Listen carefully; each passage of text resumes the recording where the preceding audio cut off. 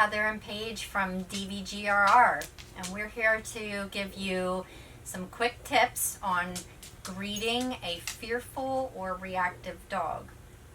So in this situation, we are using Paige, and she is the owner, the adopter of Gwen.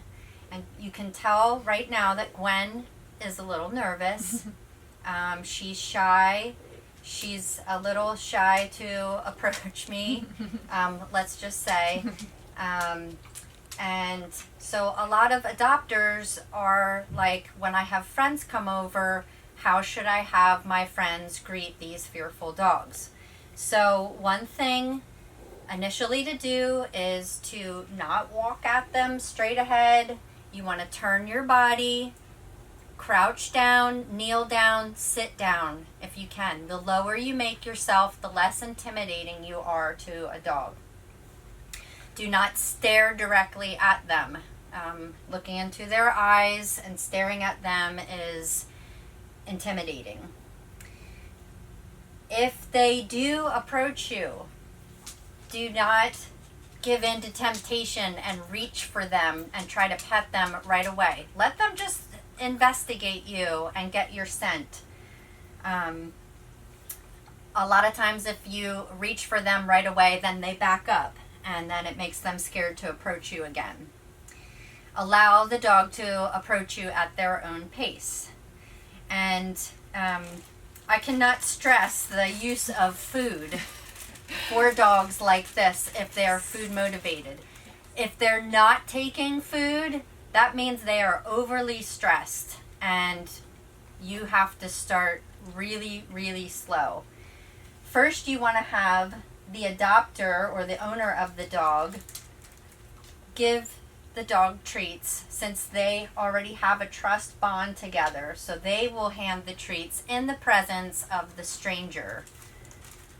And then eventually, instead of having the person like reach out their hand for them to sniff, that can be scary to some fearful, shy dogs. So instead of holding a treat out for them to take, toss the treats. Toss the treats away from you. There is a technique called treat retreat. You can look that up online, but it's basically tossing the treat sort of behind and away from the stranger.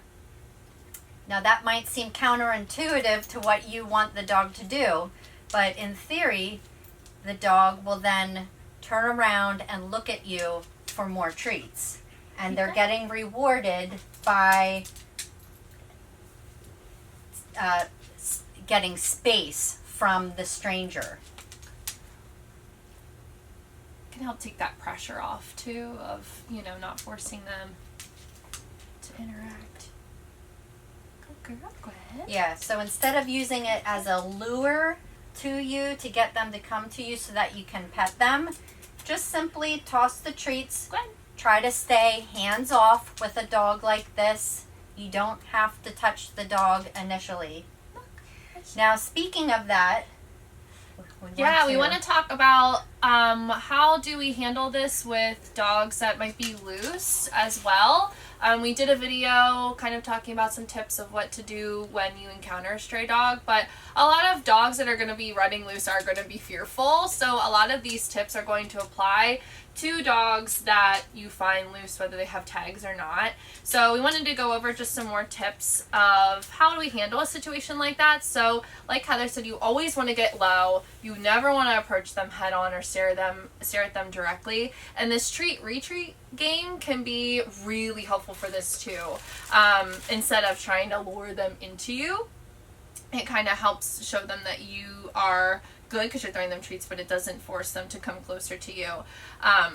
So when you encounter a stray dog, we had talked about making a slip lead with a regular leash, but it can be a great idea to keep the slip leash in your car because you never know what kind of dog you're encountering. If they're loose, even if they have tags, they can be afraid. They're gonna act, differently than they might normally act.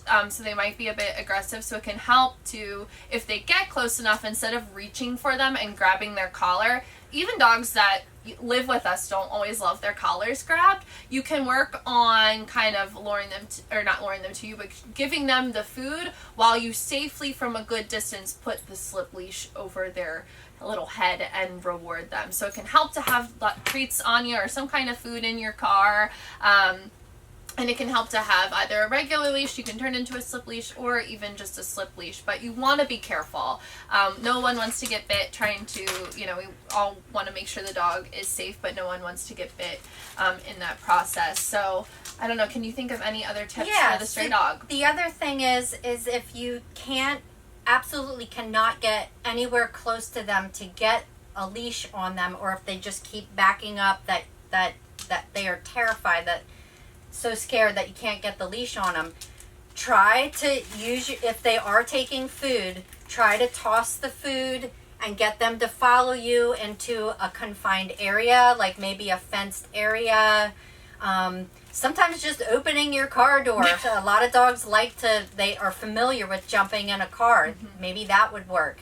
But some sort of confined area, if there is one available, just trying to toss treats so that then you can have them in a more secure area, getting them away from the road where they can get hit or out of any kind of danger.